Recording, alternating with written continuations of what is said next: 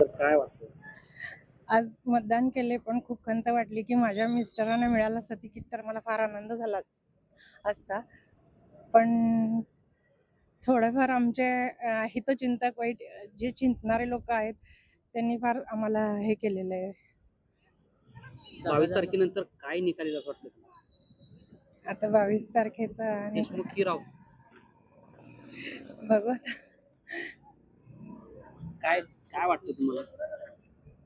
महाविकास आघाडीचे जो आम्हाला सर्वसामान्य नगरसेवकांनी, जिल्हा सदस्यांनी जो पाठिंबा दिला, त्यामुळं वसंतनाना यांचा विजय निश्चित आहे.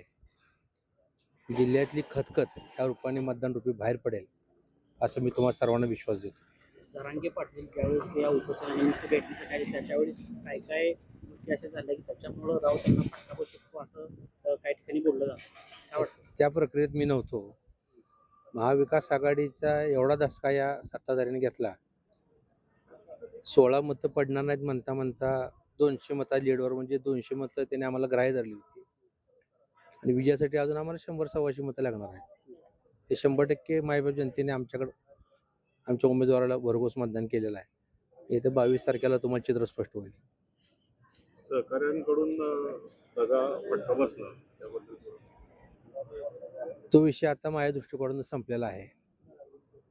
ज्या गोष्टीसाठी मी माझं आयुष्य, माझ्या 3 पिढ्या काँग्रेससाठी झटल्या, तिथं मला मोठा झटका बसलेला आहे आणि तो विषय माझ्यासाठी संपलेला आहे.